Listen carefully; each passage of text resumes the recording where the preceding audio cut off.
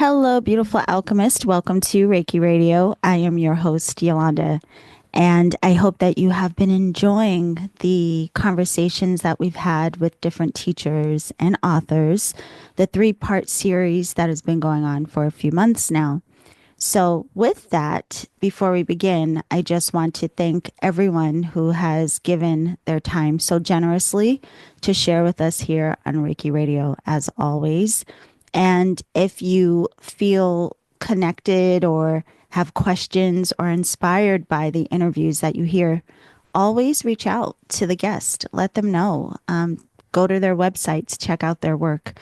And also, I really appreciate that wherever you listen to Reiki Radio, if you leave a 5-star review, if you watch the interviews on YouTube, please follow the YouTube channel, like, share, subscribe.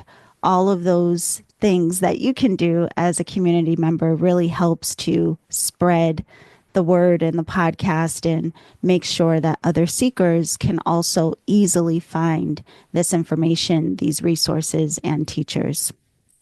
So I thank you all for being here. We are now entering season 14 of Reiki Radio. So very excited about that.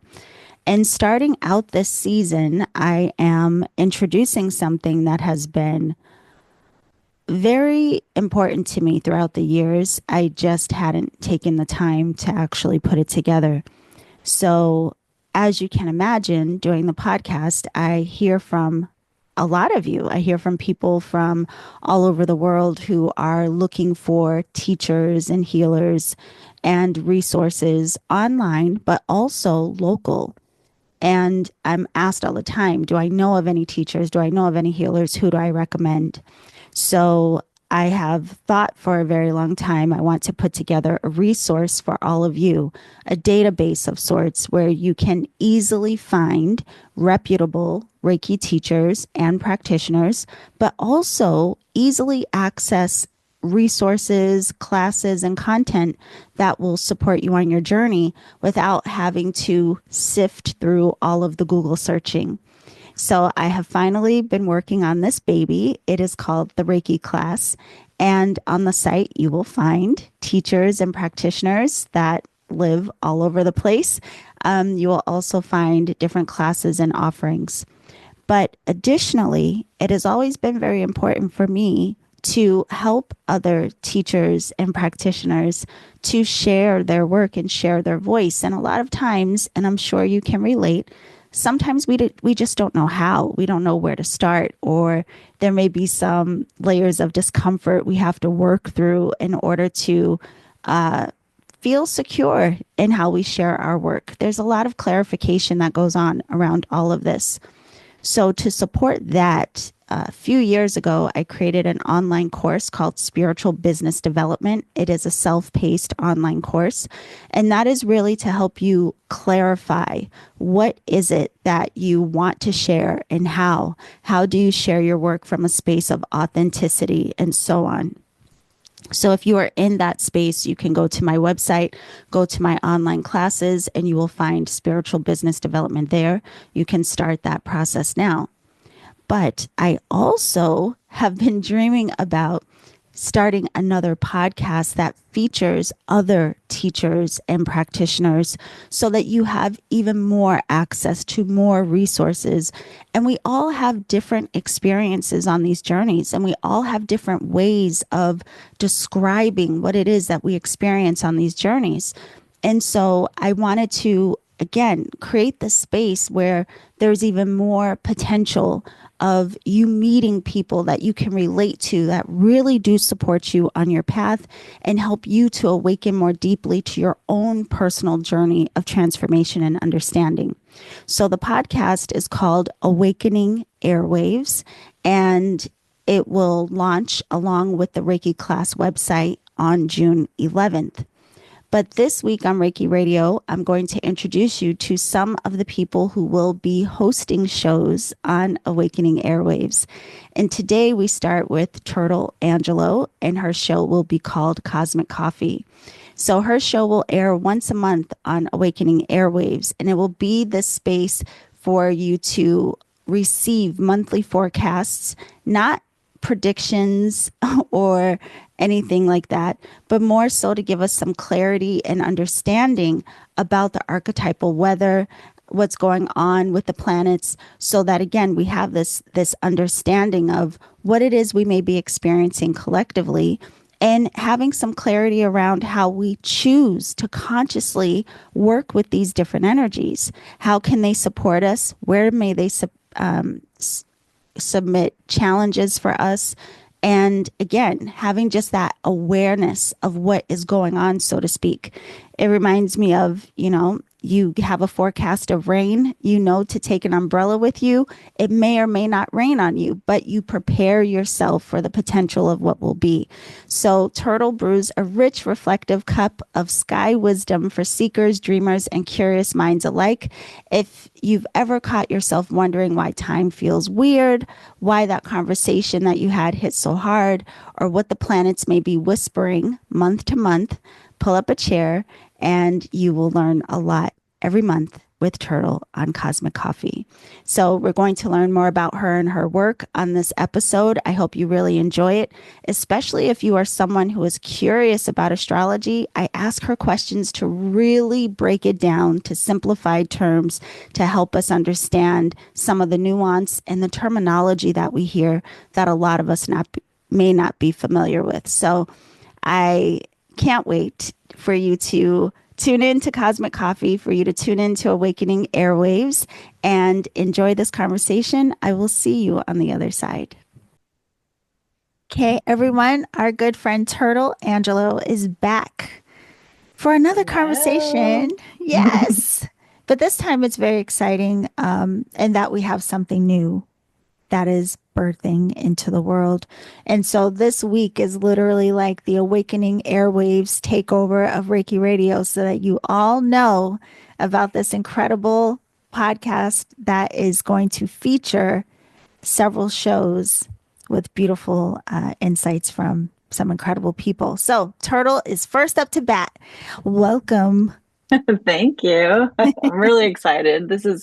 I feel like this has been kind of brewing under the surface for quite some time. So it's exciting to see it come to the light. Yeah, well, I'm very excited because one, I have to say, just on a personal level, it has been a little challenging over the years to find content that I enjoy. And you know that I like to drive and get my coffee at like 4:30 in the Hmm. morning. And so I live for a good podcast. I love any kind of content that's like entertaining and informing me in some way. And it's not always easy to find. So I'm Mm. excited because this is going to give people some, I think of sitting down, having coffee with your friends type of feel. Yeah, definitely. I love the diversity, the sort of like radio concept. Like you have a Yeah. channel, right, with like variety and that, like when we were kids, like, oh, it's 10 o'clock on Saturday, we got to put whatever show on, right? Yeah. Now that you When you say that, imagine if we could do that, just streaming 24 hours, Oh like my God. different episodes. Ooh, goals. Simmer down, simmer down. Honey, that's a new goal. But so Turtle is thankfully going to host a show called Cosmic Coffee, and you will be sharing with us some highlights monthly at the start of every month of what we can expect or even prepare for or consider as it relates to planetary movements. So I want to ask you about that first, because first of all, astrology has become like big in pop culture lately, and Mhm. we see a lot of memes and videos and all these sorts of things. But it doesn't always get down to the details. I think at this point, we're all well versed in what our sun, moon, and rising is and what Mm, Mercury retrograde is, okay? Full moon, new moon, that's about it. mhm. Can you talk about why it is that astrologers look to what is going on in the heavens, as it were, and how that is meant to be in relationship to what's happening for us down on earth? Yeah, if I understand the question right, I think what's hard is that astrology is really popular, and one of the really exciting parts is that we can learn more about ourselves, and who doesn't like to kind of feel seen and heard and stuff. Um, but when astrologers are just reviewing, for example, transits of the month, uh, there's a sort of general aspect to them or collective aspect to them that we can speak to, right? To dial into the details, like you mentioned, right? Okay, great. How is this going to impact me? You kind of need to know a little bit about your chart. You know, you need to know what house is this happening in and what areas of life does that house impact, you know, and that starts to inform how the particular transit is going to manifest for you in your life. And it could be really big, you know, sometimes they are huge life shifts, you know, maybe a breakup or a new relationship or maybe a change in career or a new home or whatever. But it can also be really mundane, right? Like my toilet broke, you know, or like, Yeah, um, you know, or an accident happened or a health situation happened, you know, that you might not immediately correlate with astrology. And it kind of depends on probably how much you know about it and what types of connections the people who have been showing you the path regarding astrology have kind of given you as examples, right? right. Does that Yeah. help answer your No, question? no, no, I it don't know. does. No, it Okay. 100% does. But this gives me another question to ask you because, again, a lot of us, we hear like the pop culture side of astrology, and there's some Mhm. terminology we're familiar with. But you mentioned the houses. Yeah. So can you just give us like a really quick, like, what do the planets represent? What do the signs speak to? And then what do the houses represent? And just for everyone, the houses is that's that pie looking chart when you're looking at your natal chart, your birth chart, Yeah. The wheel. the Hmm. wheel. Yes. Um, yes. Okay. This is like an astrology course. I feel ill-equipped to do this. All right. So, uh, the planets are the archetypes. Okay. So they're sort of the first thing that you're looking at. The signs color in those archetypes, right? So, if you think, let's say it this way, we have lots of women in the world and we have lots of men in the world, right? So maybe those are two archetypes, but then their personalities and the way they express themselves and the way they dress and everything else is wildly varied, right? So Right. that's where the signs come in. That's like the clothes that you're wearing and the expression that you have. And the houses are going to help you correlate to areas of life. And that might be like my personal self, my body, etc. It might be my relationships. It might be home. It might be my resources and my values, or it could be like my public sphere or my career. And that is sort of how you bring all those elements together and start painting your masterpiece with regards to either your natal chart or the transits that are happening. Yeah. So just so people kind of are, because I'm such a visual person, that's why I ask so many questions too, just to paint the picture for everyone listening. Yeah. So it's like that mirroring again between heaven and earth and what's going on with the planets and how they are positioned. Hmm. It's almost like mirroring down to your chart. But because Hmm. we have different charts, these energies of the planets will hit different areas of our lives. So I Mm, just kind absolutely. I want to set Hmm. that up because like when we hear, oh, Mercury's in retrograde or the full moon is in Scorpio, and we'll hear like a generalized translation of what that means collectively, Right. but how it interacts with us is based on our personal charts.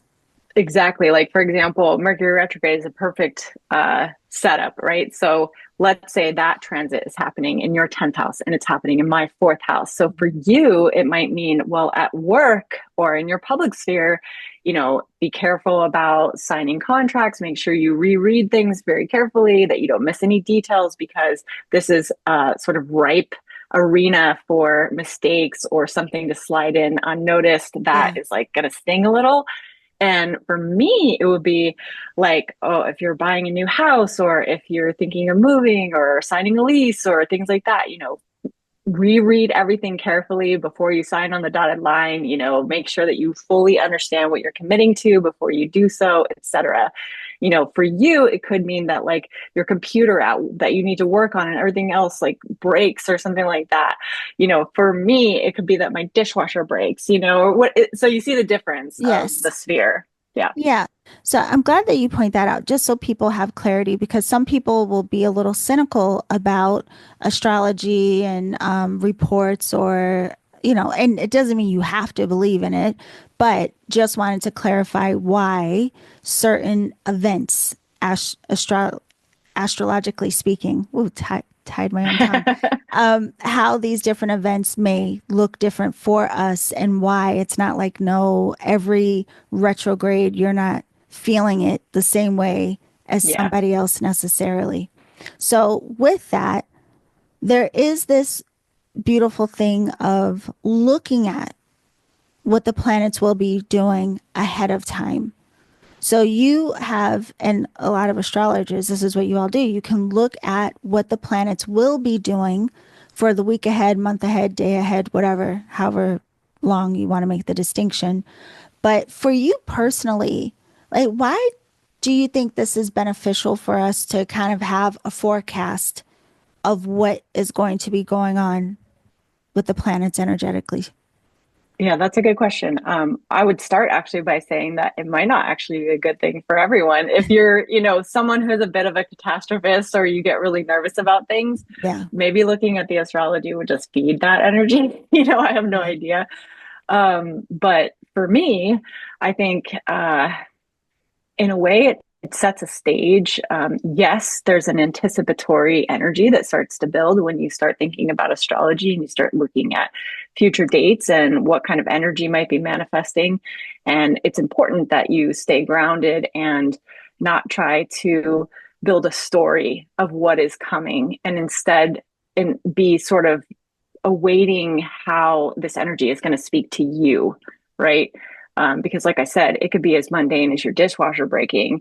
It could be as big as a breakup coming, right? So Mm, it's really important that you ground yourself and that you understand. A lot of astrology is going to pass by you unnoticed right. and unrecognized, and so um, talking with an astrologer or listening to an astrologer interpret the energies that are coming through the weather of the sky, so to speak, I think gives us more an opportunity to get introspective. So hopefully the astrologer is giving you questions you might be asking yourself in order to sort of unearth the parts within yourself that maybe need to come out, or maybe need to transform, or maybe need to be birthed, etc., reviewed, etc. Yeah. So I see it as a great tool for just self introspective purposes, and also trying to kind of evolve and connect with our true selves a little bit more so that we can ultimately be liberated from like everything that mires us, right? If you think about all the things that uh, go on in your head, I don't know about you guys, but I have a pretty serious internal critic that's, just always keeping things in check, always questioning things, insecurities. I mean, everything that possibly could go on in your head. And so, to me, astrology is a great tool to just sort of like put that voice on like an interrogation, Yeah. and be like, okay, well, what do you really know? Like, let's talk about this. You're Yeah. always telling me what to do or what I should think or what I should feel, right? Right. But like, what do you know, and do you have the truth, and see it more as something less concrete and something more that you can work with and become friends with. Yeah, I know. I love that. And it's funny, so many different images flashed through my head when you were giving that description. Like, on one hand, I was thinking of, say, two planets were, I literally saw like boxing, like, say they're squaring each other, right? These two Yeah. energies that are in a fight. And if me and you were walking down a path and you happened to land right smack dab in the middle of that fight, but by the Mm-hmm. time I came down that same path, they were exhausted and they went back in the house for a minute. And then the person behind me catches the fight again. That was Mm-hmm. like the way it kind of sounds of, again, it's happening, but how we all encounter it is very different. So I love what you say though about even though we can have an idea of what these energies may look like and feel like, it's better not to try to predict for ourselves exactly how it's going to look in our life, but rather, if we do happen to encounter it, then we know, oh, this is because Turtle said no, but this is because these planets are doing this. So, what I'm experiencing in this moment, it actually makes sense. And I think sometimes having reason helps us not to get freaked out as much or Mhm. helps us not to make up some story that's way off base. Yeah. Yeah. So, how do you do it for yourself? Like, as an astrologer, let's say, because you are doing these reports for us monthly that you guys can hear on Awakening Airwaves, Cosmic Coffee, you will at the start of every month give us kind of, like this astrological weather, so to speak. Mhm. How do you personally interact with that information after knowing what it is? Um, to be honest, I love the reviews myself. I like putting them together too, and then I just put it away after that. Kind of like I mentioned earlier, I take a sort of wait and see attitude about it all. Yeah. I guess because I'm naturally curious, so I'm just sort of like, okay, what are you going to bring to me? And I see it more as like it should be a bit of a surprise, and I also love the fact that sometimes it's unnoticeable. Sometimes it's a really small thing, and just discovering those myriad of ways that you can define these archetypes. Um, I don't know how to describe it. It's expansive, right? Because you start to see like, oh wow, um, this can manifest in so many ways that I couldn't even possibly count. You know what I Yeah. mean? Um, and I think that's why it's, again, so important to just sort of like be aware of it and then take a back seat and let it come to you and just live through it. Because I mean, that's what we're here for, right? Is Yeah. to live life. We can't really avoid that part, and we can't really control things. We can certainly prepare for things, but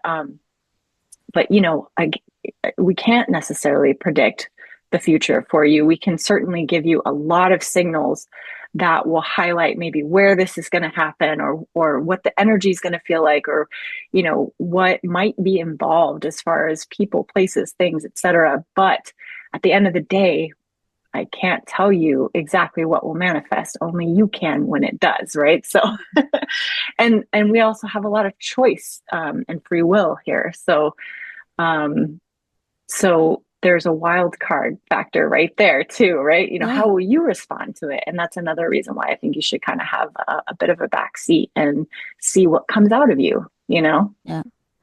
Yeah, it's interesting. I do the same thing. So, like, as you know, I get astrology readings at least once a year, sometimes more than once a year. But I do the same. I kind of look at it as it's information I take down, I tuck it away in my calendar. And Hmm. then if I encounter something in my life that I'm like, what the hell is happening? Then I go back to the notes of my astrology reading. I'm like, oh, okay. Yes, yes, yes. This is what she said is going to be coming up. So I do the same. The other thing about this, though, since we're talking about it, and I know that you do analyze and translate energies for Hmm. people and their charts, so I think it's okay to ask you this. Can you also explain how this ties into the differences in sun sign? So, like, where some people will say, like, oh, I'm a Leo and I'm so Leo. And then Hmm. someone else will say, I'm a Leo, but I don't feel like a Leo. Could you just Yeah. kind of explain why that happens?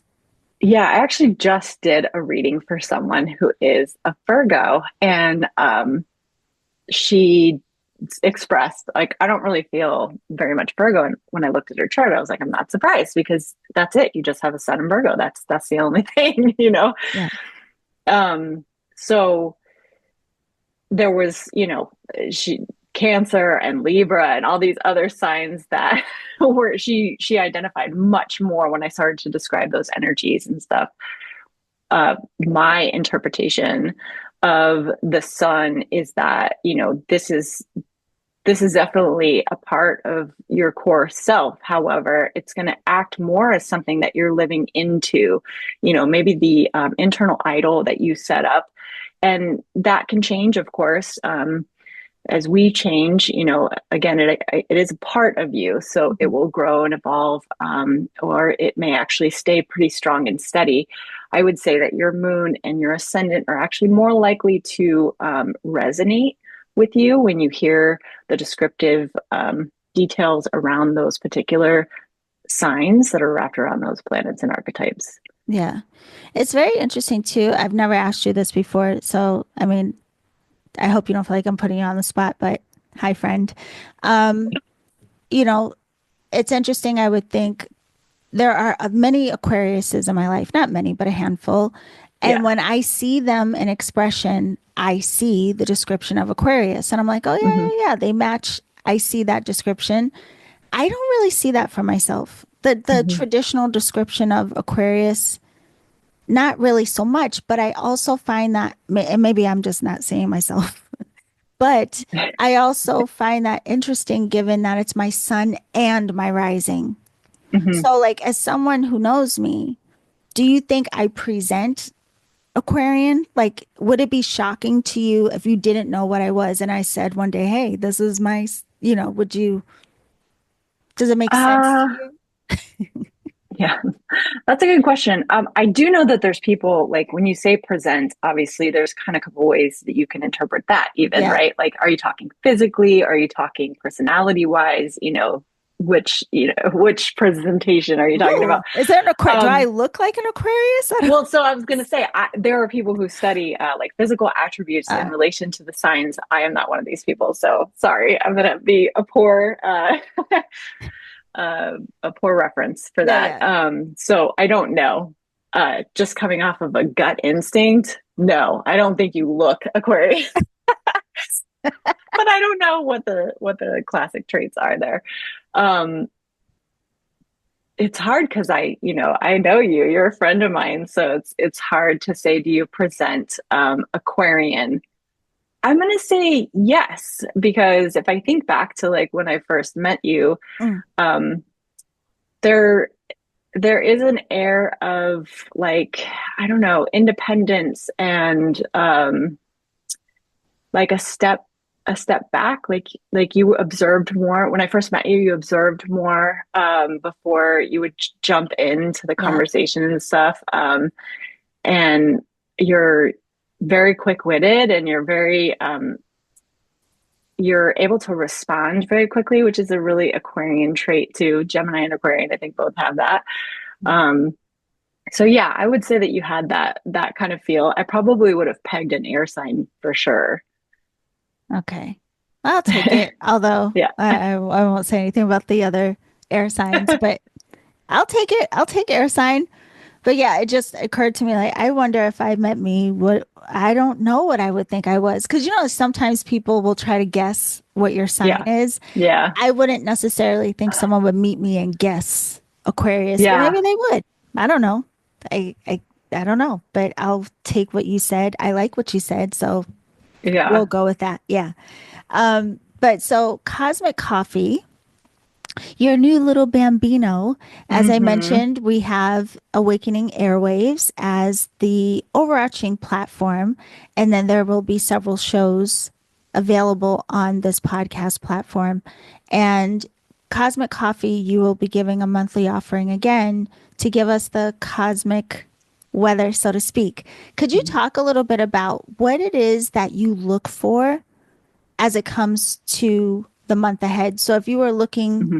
to tell us about this month that we're now almost done, May, Mm-hmm. and you were just like, huh, what's the energy of May? Are there certain things you tend to gravitate towards?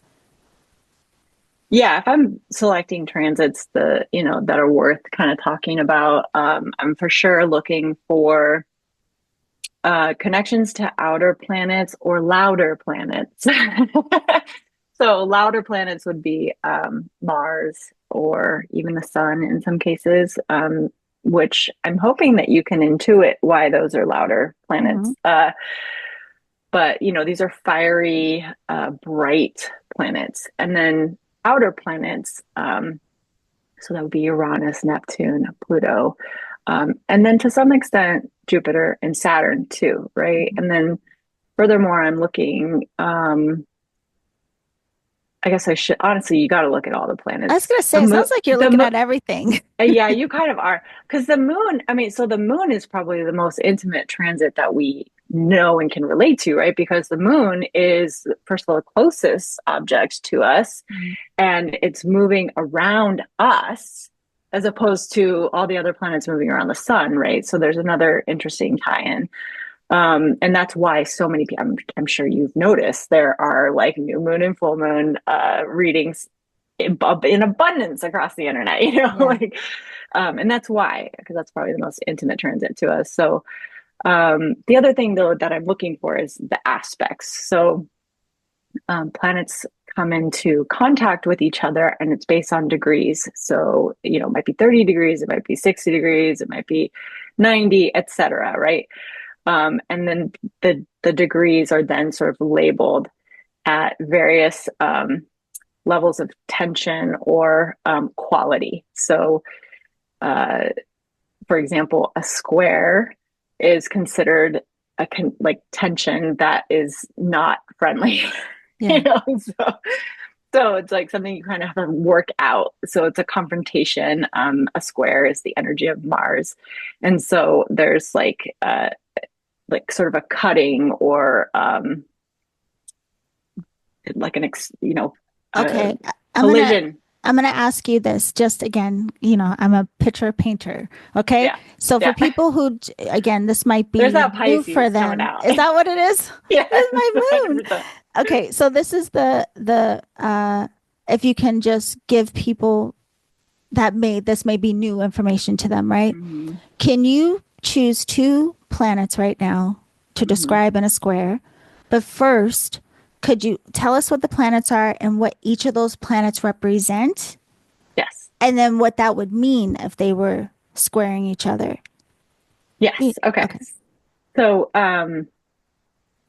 tomorrow, I believe, Mercury, the planet of communication and messages and information, how we think, how we talk, etc., is going to come into a square. So that tensionful aspect I was just talking about, it's a 90-degree to Mars. Okay, so Mars is this very assertive and loud and cutting energy. So you might anticipate arguments. You might anticipate an inability to keep your calm while talking. So this would be like a heated moment where people are trying to negotiate with their words, Mhm. right, or their writing in a not very like healthy manner. Yeah. It's going to be a little bit more. It's going to be direct. It's going to be so on the nicest side, it's going to be direct. On Yeah. the worst side, it's going to be like yelling and screaming and kind of going nowhere. So it's not that Mars connecting with something can't produce something positive or effective. It's just that it's variable. So it kind of just depends. So if you, for example, your chart just happens to be situated in such a way that you are an excellent communicator and that you're someone who does actually keep your calm, it's more likely that for you, you might express that directness I was speaking. So you're like just cutting to the chase. No, this is what it is. This is what I need. This is what I want. And it's now, Right. Because these two energies, Um, again, if they're squaring, it's like there's tension between them. So a little bit of tension, however, to whatever mental, degree yeah, mental around, tension. yes, our mental, our communication in conjunction with this like fiery energy. So just as another example, keep the same two planets, the Okay. planet Mercury and the planet Mars. But now they're let's say they're in a conjunction. Or you want to give Okay. something else? Yeah, let's do a trine because Oh, that's the reason why is because a conjunction, because they're together, that it has a variability to it. The trine is like for sure labeled as friendly. This is a supportive connection. Okay. Yes. So in this instance, you're talking about like, I have an idea and I know exactly what to do and I'm going to go after it. Or I'm like, oh, I'm bursting with like storylines. I'm going to start writing, you know, no, no, no. So you see, it's like insight or it's Yes. instant thoughts coming to you, and then you're immediately ready to do something with it. So that's that Mars energy coming in real fast, real strong, and you're able to take that mental energy and immediately apply it. So, it's supportive, it's friendly, it's helpful.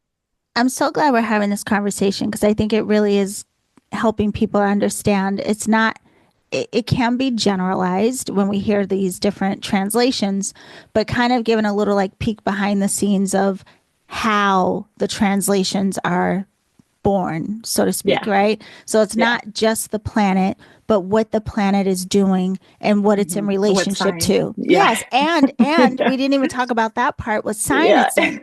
And so again, like when we hear, oh, the moon is full, we often think like a very generalized idea around the moon being full.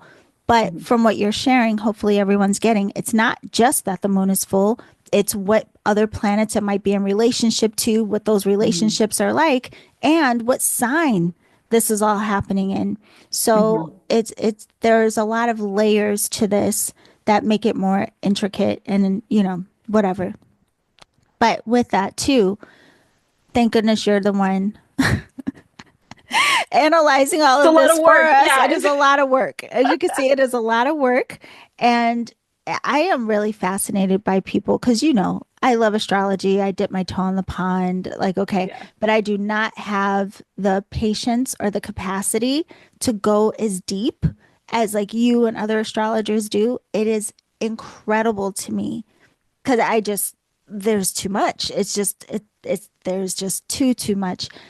But I wanted to give everybody a little taste of something that a lot of astrologers may look at as prominent that's coming up for us collectively Mhm. sometime soon. We've been hearing about Pluto all year. Is Yeah. there anybody else coming to the stage going to deliver a shift in the collective? Yeah. Well, I mean, in the great procession of fire that is happening this year, I don't know if you guys know, but a lot of planets are ingressing into Aries this year. So the planet of Saturn is actually ingressing into Aries on May 24th. And this is pretty big. So, like, after spending a couple years swimming around in Pisces, this sort of nebulous, confusing realm of like feeling and idealism and refinement and all these beautiful, wonderful things. Saturn's stepping into a very, very different set of clothing, right? Can you tell everyone what Saturn represents? Like, what is that energy? Yes. What's the characteristics? So Saturn is a planet that we often look to. Saturn is representing things like structure and boundaries and the sort of like what is built over time, right? Like time is a big part of it. It slows things down, and that doesn't mean that like they come to a grinding halt or that nothing good can come out of it or that it's like this huge impediment. I mean, like diamonds, for example, are born out of a very, very long process, Yeah. right? And that is exactly kind of what Saturn represents is sort of like the, sometimes we need structure and discipline and these types of things to actually like come into a place of mastery or, to establish something or create something. So it's kind of coming out of, I think, an uncomfortable place. Pisces would be an uncomfortable place for Saturn because Saturn likes to define things, and Pisces is like, who, Yeah, yeah. who needs definition? It's much more whimsical, I think. And it's moving into this like fire sign that like I was describing before. So uh, Mars Mars rules Aries. So very similar energies there. And it'll just be, I think, a really interesting clashing of energy Saturn in Aries. So we've got this planet that represents structures and like limits and responsibilities and like maturation. And it teaches us about restrictions and challenges and building character through discipline.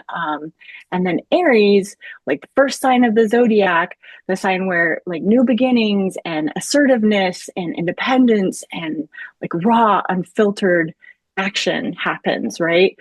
Um, what like I'm just sort of imagining like the school marm coming into like this very chaotic classroom, right? Yes, Like yes.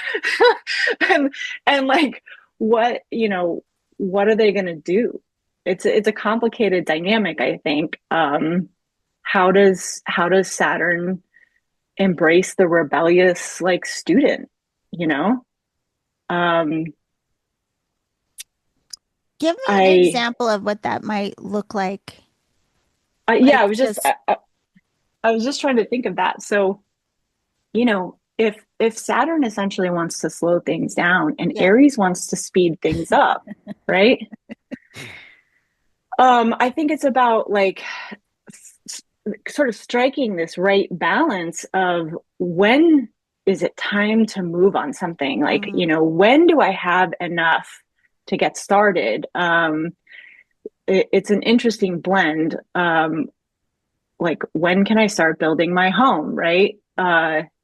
And maybe it's that moment that almost like demarks or marks the period where, okay, it's like it's time to go, but we have to do so in a really structured way. Like, please make sure that you have your plan ready and it's all written out and you can check off the boxes and yeah. whatever, like it just brings structure into it. But like, but the stop sign or the go sign, the green light is on, Yes, yes. something like that. It'll be really interesting. So do you look at it? Because when I'm listening to you say this, it makes me think of why I also I like to look at whatever season we're in terms of what sign the sun is in, like month to Mm-hmm. month. I always like to look at, oh, all right now we're in Taurus season. What can I Mm-hmm. learn from that energy? Just Mm-hmm. out of curiosity, like, hey, if we're in this energy, what can it teach Mm-hmm. me type of thing. So I may have an intentional focus on Taurus type themes and seeing how I'm in relationship to that, right? But when these kinds of things happen, when you're saying like Saturn moving into Aries, do you, again, as an astrologer and just as a human, do you look at this kind of like a period of how do I learn from this particular mashup, or how do you view this? Yes. Yeah, Yeah, for sure. Because, Saturn is a slow moving planet. So once it walks into Aries, it's going to be there for many, many years. So for all of us individually, whatever house that is transiting for you, you will see, um, the implications of that or the reflections of that or what have you throughout, the transit, basically. So it's good to kind of know, well, what is this energy? And that's, I mean, no better example than something that's going to take many, many years and, may manifest at various points, but certainly not every point, right? You're not going to see this energy every single day for every year, but you'll see a theme, right? Because various things will happen. Like on the maybe the positive side, is this like a manifestation of you? Let me tell you why I'm asking. Because I just realized I'm like, wait, you are Sagittarius, you have this mm-hmm, fiery quality, but you also have mm-hmm, some Capricorn laid in there, mm-hmm, very Saturnian. And you are someone who is very active, fire mm-hmm, wise, fiery, but it's also very structured. mm-hmm, So, like in a positive potential of this energy, would you mm-hmm. literally be the embodiment of this? Like, am I imagining this right?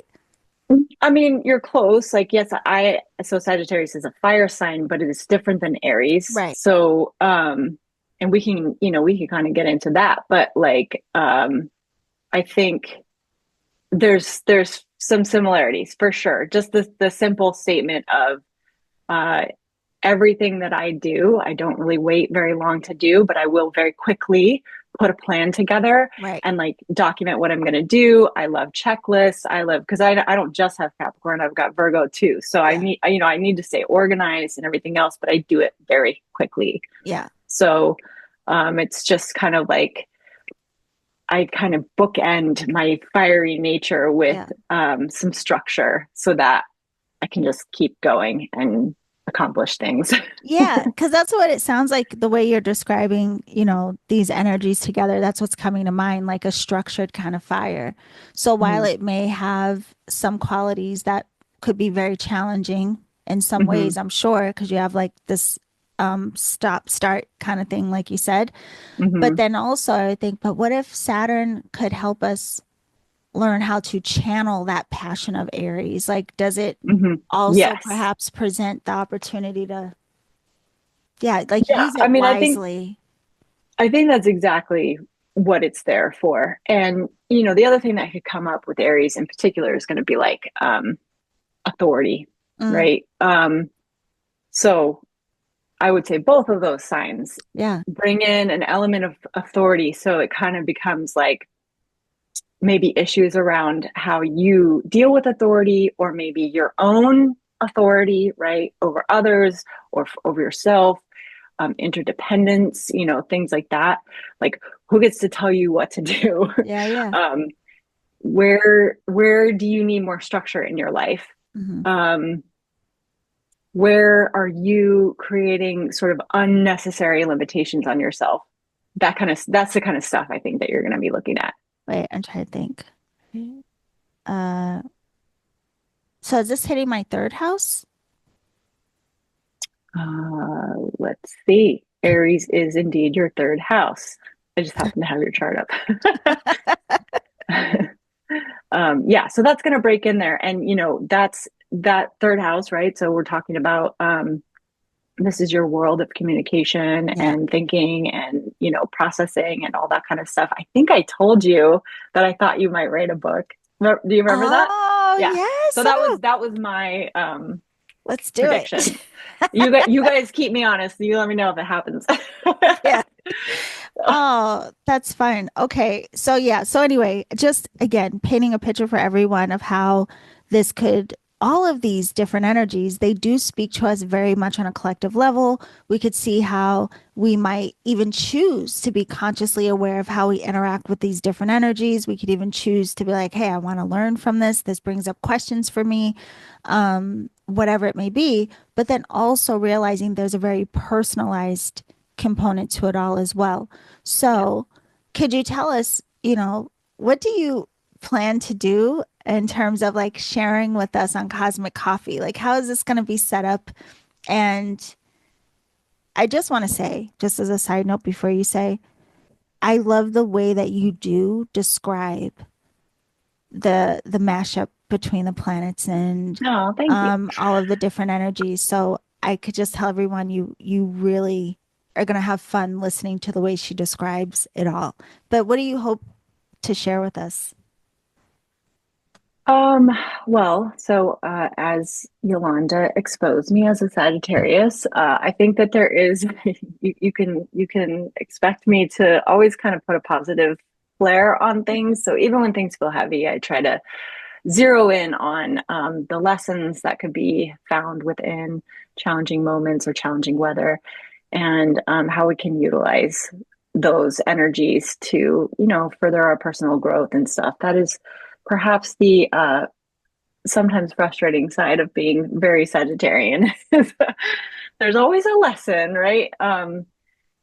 So you can expect that. I really just kind of like to go and look for what are the sort of aspects that I think people are really more likely to notice and feel. And I will for sure walk through all of them on a general, uh, in a general way.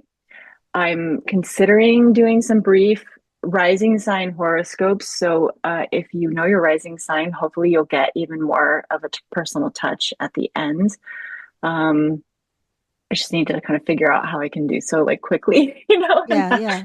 not spend too much time. But yeah, I mean, my hope is just that you kind of have at the beginning of the month some things to reflect on and an exciting journey to sort of take the back seat and see what comes. I really want to hear what discoveries you guys make and hear what connections you make to the archetypes that I'm describing, I have a teacher who has like a series called Grabbed, because in the Vedic astrology realm, they call the planets grahas, which means grabbed, and because they grab you as they're moving through, they grab you, right? Grab your Mm, attention, wake you up, right? yeah. Yeah. Shake you up. So yeah, I'm very excited to hear kind of what comes up for you guys after you've heard my interpretations and you go through your week, your month. Please pop back in and give me your comments and share your stories. Yes. So Cosmic Coffee on Awakening Airwaves will be delivered to you all through your airwaves at the beginning of every month. It will be on the YouTube channel, Awakening Airwaves, and it will also be available on all podcast platforms. However, I have something else I just want to ask you as a side note before we go, because I am very thankful that you are going to share with us to have kind of a heads up for the a month ahead. I also just want to say that on your Instagram, you have been posting recently these beautiful, again, the way you describe it all, um, beautiful. I mean, is it considered a horoscope if it's not just sun based? Because you do these like moon. It depends on what's going on with the planets, and you'll say how it's being affected by every sign. Is all of Yes. that horoscope? Yes. So anytime I do, so I go by the rising sign. And the reason I go by the rising sign is because the rising sign tells you your house Mhm. system. So if, your rising sign is Aries, your first house is Aries, and then you start to know, okay, so something's moving That's how through I knew my Taurus, third the house. transit is happening in your second house. Yeah, Yeah. exactly. So, I do rising sign horoscopes on my Instagram, Braving the Light. You can find me on there. I also just kind of do weekly astro weather reports, and new moon and full moon Yeah. astro weather reports as well. That's what I was thinking. So I know that you do the horoscopes, but I was blending it with the full moon writings that you do because those are also incredible. And then, of Thank course, you. aesthetically beautiful, but we'll have to talk about you and aesthetics another day. But I wanted to make sure to get this in as well because you do this generalized and you do the rising sign readings for us, but you also do personal readings. So the Yeah. thing I wanted to make sure people understand, because I think a lot of times there is an idea that if you get a birth chart reading or natal reading, astrology reading, it's just going to tell you about your personality. But can Mhm. you talk about what we can actually come into a reading wanting to observe, or could we reach out to you and say, "Hey, I want to just know what's going on in this particular area of my life." How do you tend to recommend Mhm. people enter an astrology reading? Yeah, I think so. There's various different types of readings that you can get. I primarily do natal chart readings right now, and I've been exploring Dharma and Kama readings and stuff like that. I sometimes will include sort of a mini transit review. So, like, I do those with you. And some of my more regular clients, they'll just kind of want to check back in and be like, are there any major trends I need to be aware of this year? That sort Yes. of thing. So in a natal chart reading, for example, yes, you can come in with no questions and just be like, I want to hear someone else's interpretation of my chart. I want to see, um, does it resonate with me, what their interpretation is? And a lot of times people do actually bring questions because, let's face it, at the end of the day, we aren't really able to see ourselves fully, right? We Right. have a shadow, we have a narrow view of our own sort of internal landscape. And so it can be kind of a great reading to up level some things, whether that be potential, whether that be possible habits or patterns that you haven't quite discovered yet, and you want to reveal and then work through, maybe via therapy or maybe just on your own or through, self introspection and that kind of thing. Yeah. So a lot of people will kind of come in and ask about things. Usually it's going to be relationships, their personal, like how they're sort of like out in the world, or their career. And we start to tease out in the chart, things that can help them orient between who they are, how they're showing up in this space, and what they're expecting out of the space or out of the thing, whatever it is, right? The job, the relationship, the whatever. So, for example, if someone comes to me about relationships, we might start to talk about like previous relationships. Are there patterns there? And then I can tease out in the chart, like, okay, so I for sure see this tension. Maybe there's an opposition that says like you're going to have to go through this over and over Yeah. and try to find balance, right? And once you have that awakening moment, then you're free from it, like that kind of thing. Um, That's I just want to say why I think astrology is so cool of like personally why I ended up really liking it. Well, I liked it as a kid when they had those little scrolls. Remember the little scrolls at the grocery store that you I could get for do, like a yeah. quarter? I was every time we were at the grocery store, I was like, "Mom, can I get it?" Yeah. With the horoscopes on it.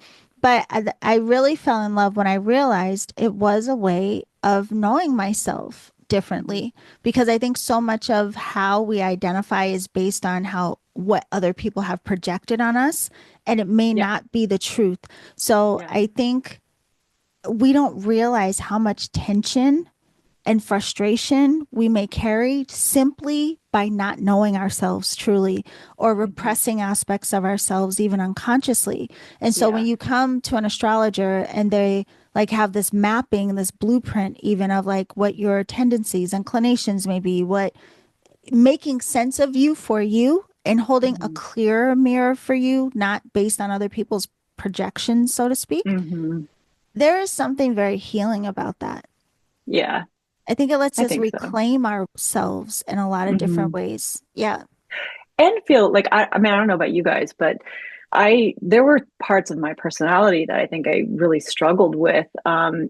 Growing up and maybe receiving feedback that I was like too much or whatever. And getting into astrology helped me feel more connected to those parts of my personality and understand that like, well, if I literally have a chart saying this is what I'm supposed to be like, then this is what I'm supposed to be like, Mhm. Uh, and it just let me let go of what those other people's opinions were. Yeah. Speaking of that, is there a way of, do you focus on perhaps where the chart may show this may be a difficult aspect to your personality or your life experience? And Hmm. now here's the antidote, or here at least are some ways to possibly work with this energy differently. Hmm.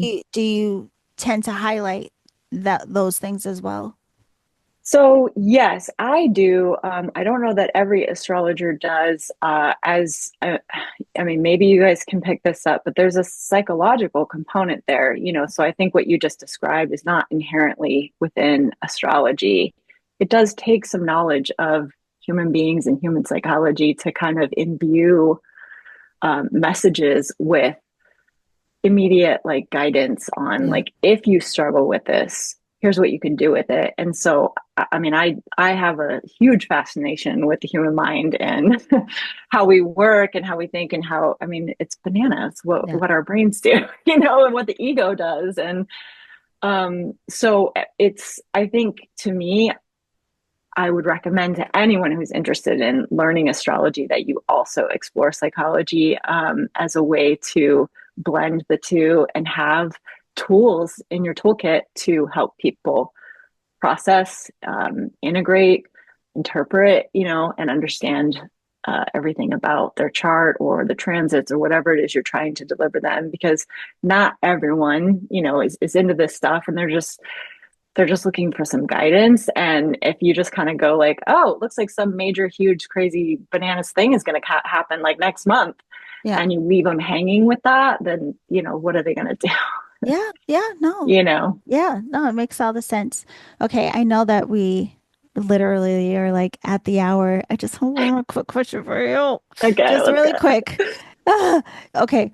So a lot of people talk about us having a ruler of our chart. I want to know if that's something you go by and what they mean by that. But then also, if we know the ruler of our chart, should we pay attention to the movement of that planet? Like, do you believe that Mhm. that has some significance for us, like whatever that planet is doing?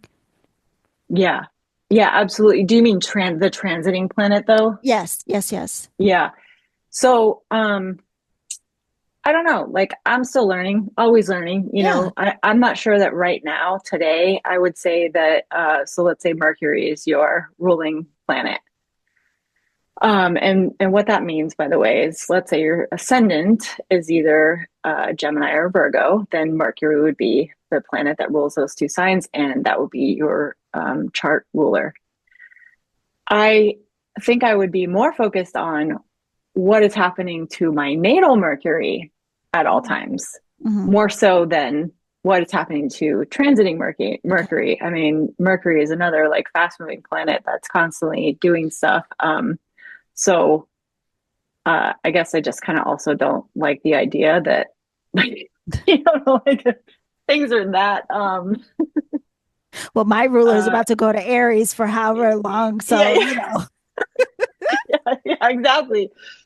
So yeah, no, I think it's more important that you pay attention to what is happening to your natal ruler in yes. your natal chart. So check the weather around that guy, and yeah, that might be something that you notice more and are impacted more by. Okay. Well, good, good, good to know. I am looking forward to learning more about just, what we all may encounter or what we can learn from. I like to think of it as that way too, like what we can learn in this life expression through the lens and understanding of what may be presented to us because of what's going on in that mirror up in the sky with the stars. So you can tune into Cosmic Coffee with Turtle. It will be on Awakening Airwaves. Again, all of the links for all the things will be given to you because we're going to have a launch and we'll let you know about the launch. But it will all be available for you all by June 11th. That is our launch date. And that is the full moon, isn't it? I think Oh, you're putting me on the will spot again. be in Gemini. So I think it's your full moon, yours. I think it's a full moon Sagittarius. But I anyway, just we'll talk about that when we launch. Um, it is the full moon, yes. full moon Sagittarius. It is in Sagittarius. You're right. Yeah. But that aside, I just want to thank you for taking the time to let everybody know what is coming. I want to thank you for even contributing to this so that we can all have this kind of information, have a lot of fun with it. And if you want to work with Turtle and know more about your own natal chart, you can go to bravingthelight.com. You can also follow her on Instagram at Braving the Light, and she has the really cool horoscopes and all those things. So I'll put the links for everything down in the show description.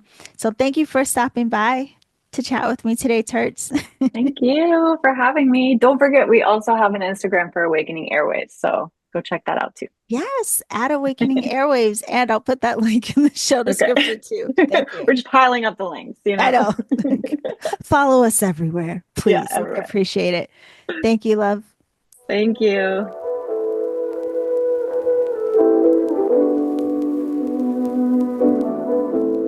Okay, beautiful alchemist. I just want to thank Turtle again for one, coming to have this conversation with us today, for clarifying so much, but also for choosing to be a contributor on Awakening Airwaves so that we all, again, can really feel that communal support and we can all continue to learn and grow and exchange with each other. So don't forget that you can go to the Reiki class website, thereikiclass.com. It will launch on June 11th, and you can meet more of the teachers, practitioners, and learn more about Awakening Airwaves, the podcast. So please be sure to follow the podcast on whatever podcast platform you listen to. By June 11th, it will be available on all streaming platforms. We will also have a YouTube channel where more content will be provided to give you more resources to support you on your path. So when all of this launches in June, the links will be available. I will be sure to let you all know. With that, it's always great to just make sure you are subscribed to my newsletter, The Alchemical News. If you go to my website, theenergeticalchemist.com, right now, you can subscribe to the newsletter and you always receive updates of what is new and upcoming, including Awakening Airwaves and the Reiki class website. But when you subscribe to the newsletter, you also receive some immediate free resources and have access to content that also is meant to support you on your path. That is what this community is all about. So I thank you so much for being here. Thank you again to Turtle. Be sure to follow her on her Instagram at Braving the Light. The link is down below. You can also, again, go to her website, bravingthelight.com. All of her contact information is down in the show description. Thank you so much. I will see you very soon. And remember to always journey in love.